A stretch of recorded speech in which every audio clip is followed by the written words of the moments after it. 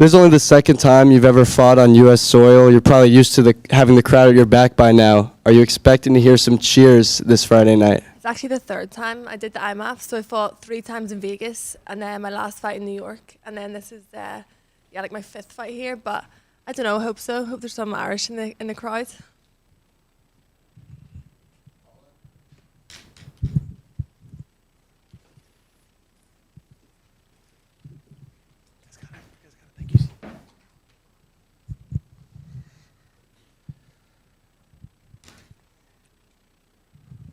Hi, do you believe that a win over Cat will put you in title contention? Yeah, so I think the winner's going to fight for the title in September or the end of summer. I've heard. Yeah, I heard this fight was meant to be for the title, and then I don't know what happened, but I'm here fighting Cat, so I'm excited. Next question: did you or your coaches bring in any special sparring partners to emulate her style? Yeah, I have. I was working with some of the Team GB wrestlers. Just to prepare for this type of matchup. I know Kat is obviously very strong in wrestling and grappling, and is quite similar to my style, but she favours more towards wrestling, so it was nice to kind of add that aspect into my game. I think one of my strongest points has always been my takedown defence, and it's just kind of really honed in on that during this camp. I also have a fantastic sparring partner, a guy called Jake. He's black belt judo, high level wrestler, so it's been a lot of heavy wrestling this camp, yeah. Leah, right here. Being that the Irish fight culture is so strong, what does it mean to you to be able to represent Ireland out here in California this week? Yeah, I'm really proud. We've always had massive shows in Dublin, and I think it's more special. I think I'm from Belfast, and we've had so many iconic male fighters coming from Belfast. Carl Frampton, McMahon. We've got the likes of Carl Moore as well now in Bellator, and it's nice to just represent Belfast and where I grew up and both sides of the border. Awesome. Thank you.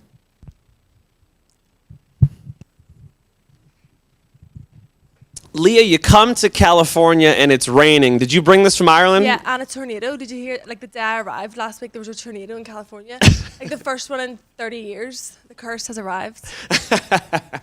That's what the nickname is from. Yeah, anything that goes wrong, it'll happen to me. You got Cat Zingano in front of you. She's beaten, a lot of top talent, obviously. Amanda Nunes, Misha Tate, Raquel Pennington. What does that mean to you to have that name in front of you, this opportunity to get a win over Cat Zingano?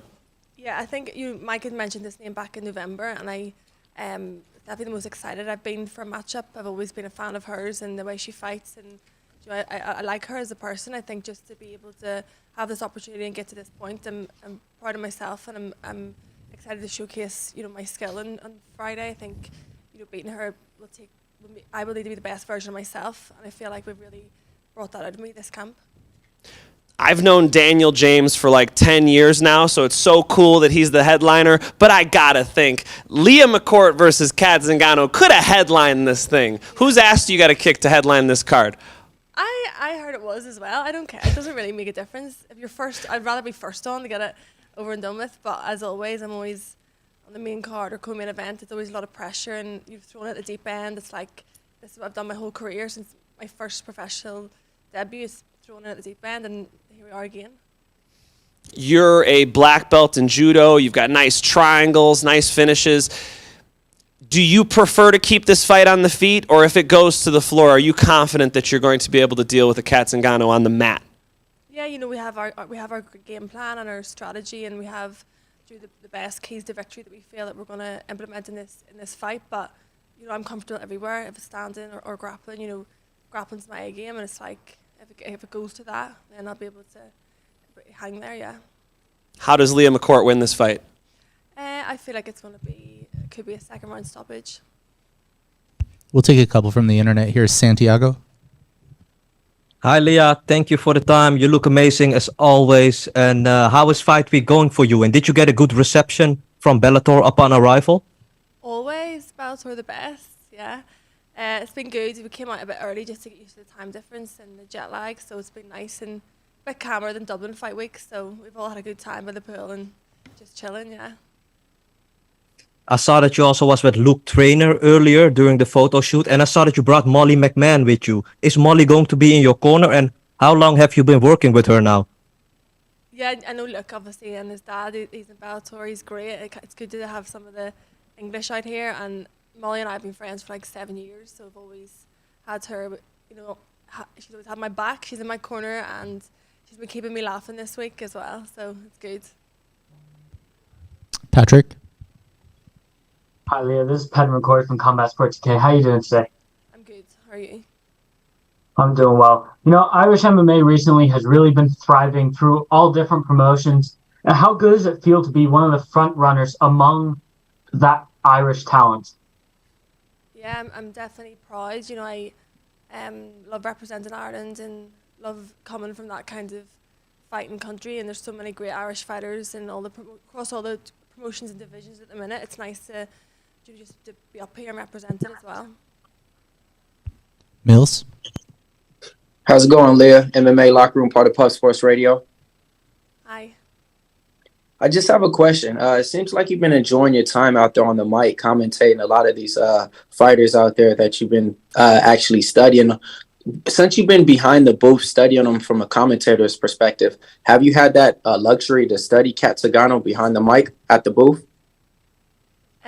Not behind the mic. I'm a bit of a nerd. I kind of like study fighting anyway, and especially when we had this kind of matchup, we've had a lot of breakdowns done, and you know, I've seen her fights. I know what way she fights, and I know her style. So I feel like it's an advantage I have. I know what, you know, the strongest ways to win and how to, you know, make this fight go in my favor. Got it. And for the people out there, you got any predictions on how this fight's going to play out? A lot of people say when you go into the fight with a specific game plan, it's usually better to have, you know, the results that you have that you want with the specific game plan. So how do you see this fight playing out? You know, we prepared for all scenarios. We're prepared for, you know, the fights will go a lot of different ways, and I think that I'll be, you know, the last couple of fights have shown I can stand and I can grapple as well. So as long as I keep my composure and stick to my game plan, I believe it's going to be, you know, a good fight for me. Marty? Hi, Leah. Big fight for you coming up this Friday. We know, obviously, Kat's strengths. We know that she's going to try and take this to the ground. Obviously, with you being a big black belt jiu-jitsu and strong judo as well, and you being a stronger fighter, do you think your strength is going to play a big part into this fight?